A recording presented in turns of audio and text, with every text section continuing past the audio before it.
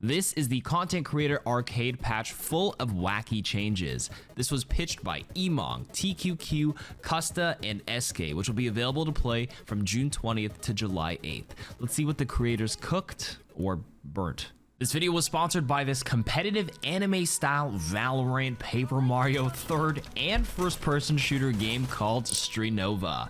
This game has elements inspired by multiple games that I absolutely love. They call it a second-dimensional competitive shooter since it incorporates playing in both third and first-person, but also switching between both 2D and 3D forms to unlock entirely different combat strategies. This innovative mechanism is called strigging, and it puts you into paper mode, which allows you to float and descend slower, stick to walls, literally dodge bullets, and navigate through the map a little bit easier.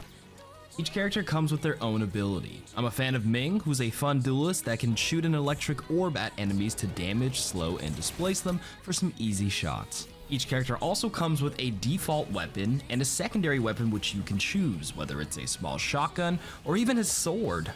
You can try Strinova right now because the closed beta testing is available on PC. Click the link in the description to download the game on Steam. For D.Va, the defense matrix now reduces incoming beam damage by 30%, and it reduces the cooldown of micro missiles based on the amount of damage absorbed. Boosters can now also strafe sideways and backwards, similar to the April Fool's mode. Doomfist's hand cannon projectile size is increased from 80 to 160, that's double. For power block, the required damage mitigation for the rocket punch charge up has been reduced from 100 to 80. The seismic slam shockwave height itself has been increased from 1.45 meters to 1.75 meters, and the meteor strike damage now scales the longer Doomfist is in the air. The base damage is now initially 50% and scales up to 200% by the end of the duration. For Junker Queen, the commanding shout now gives Junker Queen armor instead of overhealth. The rampage cast time is going to be cut in half from 0.75 seconds to 0.375 seconds. For Mauga, the overrun radius is going to be increased from 7 meters to 9 meters, and the critical hit damage is going to be increased from 120 to 180, and the critical hit radius is going to be increased from 2 to 3 meters. For Orisa, her halt is back. Launch a graviton surge with reload and then detonate it with reload. The sphere will slow and pull enemies near it.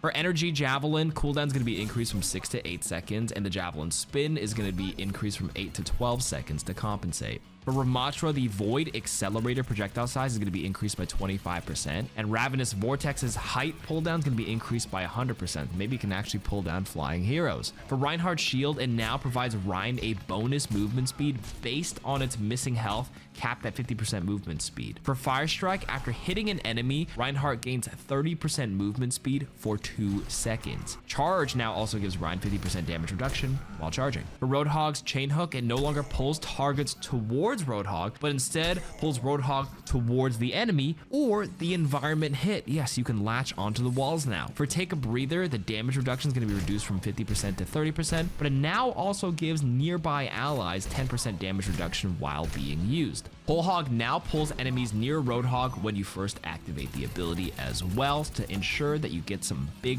blasts in their face. Sigma's Experimental Barrier, the shield regen is going to be increased by 25%. The Kinetic Grasp can now be cancelled by pressing the ability again. Absorbing damage no longer gives you overhealth, but instead reduces the cooldown of Accretion, his rock ability. Gravitic Flux's ultimate can no longer be interrupted. It's now considered a transformation ultimate. For Winston's Tesla Cannon, the secondary fire can now be channeled even further. After 1 second, continue charging for another 2 seconds to increase the damage to 150. Overall channel time increased from 2.5 seconds to 4.5 seconds. For Winston's Bubble, the size radius is going to be increased from 5 meters to 7 meters, and for his Primal Rage, it now creates a bubble upon activation. In the primary melee smacks, the attack range is going to be increased by 25%. For Wrecking Ball, the Pile Drive now gets a free cast after impacting an enemy hero, which does not require being in the air. The free cast expires if not used within 5 seconds. Minefield's radius size is also going to be increased by 50%.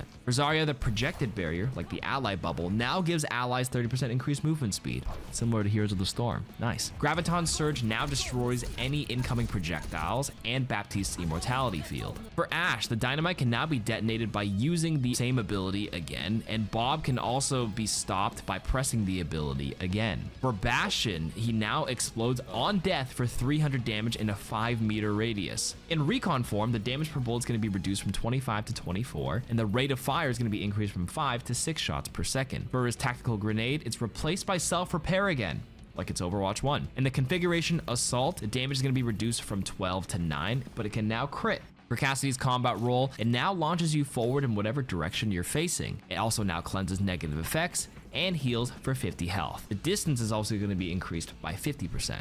For Echo, the duplicate can now target allies. However, if you do, ally targeted ultimate multiplier is going to be reduced from 450% to 350%. So if you target your ally and dupe them, your ultimate won't build as quick. For Genji's Dragon Blade, the cast time is going to be reduced from 1 second to 0.5 seconds. The swing speed will be slowed from 0.7 seconds to 0.9 seconds, but it now heals Genji for 20% of the damage done. For Hanzo's Storm Bow, the recovery time is going to be reduced from 0.5 to 0.25 seconds, so you can pull it out way faster. And the draw time is going to be reduced from 0.7 to 0.2 seconds. But he's no longer unlimited ammo. He has 10 ammo now. Maximum damage, though, is going to be reduced from 120 to 70. Storm Arrow is going to be replaced by the Scatter Arrow. Welcome back, Overwatch 1. And the Scatter Arrow, here's the damage. The max impact damage is going to be increased from 120 to 130, and the Split Arrow max damage is going to be reduced from 75 to 50.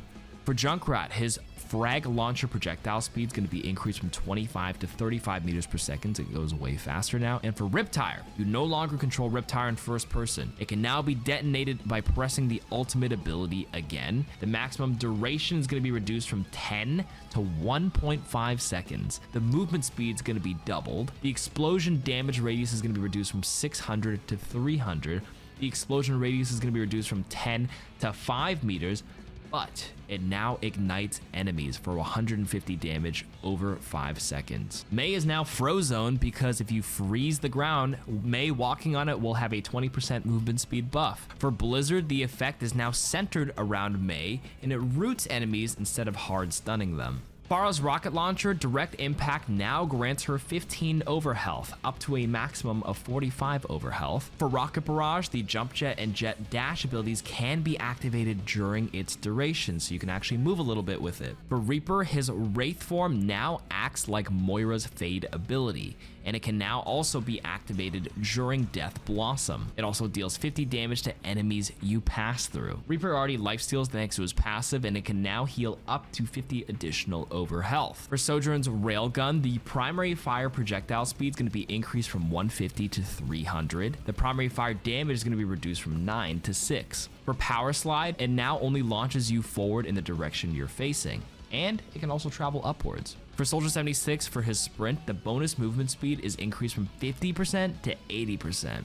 Wow. Biotic Field can also now be thrown in your aim direction. Tactical Visor's movement speed is going to be increased by 20% while the ultimate is active. And it now also grants unlimited ammo for its entire duration. For Sombra, the translocator projectile speed will be increased from 72 to 125 meters per second. It just goes a lot faster now. And for the Stealth, the detection radius is going to be increased from 4 to 20 meters. The radius ring visual effect is going to be removed, and the player outlines are now hidden while in stealth, but the bonus movement speed is going to be increased from 45 to 100%.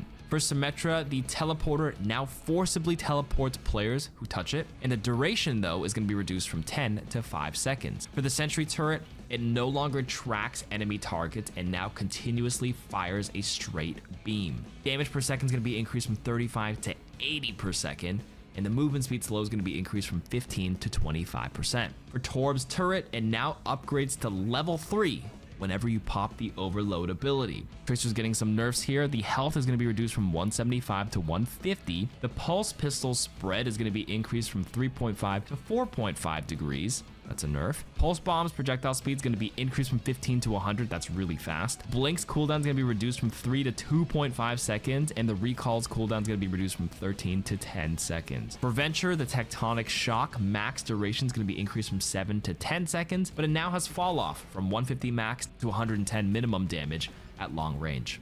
For Widowmaker, the Venom Mine projectile speed is going to be increased from 20 to 40 meters. Okay. For her weapon, Each scope shot now deals the damage over a second instead of it being instant, and the critical hits, so the headshots, deal that damage in half the time. For the supports, Ana now has the Exo Boots passive from Baptiste. She can jump the high ground. The Biotic Rifle reload time is going to be reduced from 1.5 to 0.75 seconds. Baptiste's Exo Boots, even though Ana has them, now gives Bap specifically more movement speed while in the air for a little better control. For Brig, Inspire passive, it now shows Brig's icon on your HUD when you're currently being healed by Inspire. Her Shield Bash now grants Brig 30% movement speed for 2 seconds after the ability ends, and no longer stops any current momentum when it ends. For Illari's Healing Pylon, you now have 2 charges of Pylon, so you can have 2 of them going at the same time, but the healing is going to be reduced from 30 per shot to 20 per shot. For Kiriko's Swift Step, it can now be used when no ally is targeted. So basically how it works is you do a directional teleport, and if you do this, it'll have half the cooldown as well. Lifeweaver's Thorn Volley damage per projectile is going to be increased from 6 to 7, and the weapon swap speed is going to be doubled. Life Grip's cooldown is going to be reduced from 19 to 15 seconds, and Pedal Platform now has 2 charges, and if you jump while it's going up, your height boost is going to be increased by 50%. For Lucio's Sonic Amplifier, the damage per projectile is going to be increased from 18 to 22 per green Oreo. For Sound Barrier, it now provides more overhealth based on Lucio's fall time, scaling up to 100% bonus overhealth if falling for 1 or more seconds. So a high to low ground Sound Barrier gives you way more HP. That's pretty cool. For Mercy's Guardian Angel, the cooldown is going to be reduced from 1.5 seconds to 1 second. That's a big buff. And the Resurrect, the cast time is going to be reduced from 1.75 to 1 second. The cooldown is going to be reduced from 30 to 18 seconds, and allies resurrected are actually only going to be temporarily alive for 10 seconds. Valkyrie also resets the resurrect cooldown. For Moira, the Biotic Grasp can now deal critical damage to enemies while aiming directly at their head to reward good tracking. And for Zenyatta's Transcendence, it now gives Zenyatta full flight. And then for his Snap Kick passive, it no longer knocks enemies back. Instead, if Zen hits the environment himself, he'll knock himself back. That's pretty cool. That's it for the creator patch overview. Let me know if you guys are having a good time, and come to my stream at twitch.tv/CarQ for Season 11 to get your Twitch drops, the epic Hanzo skin, and a couple of sprays.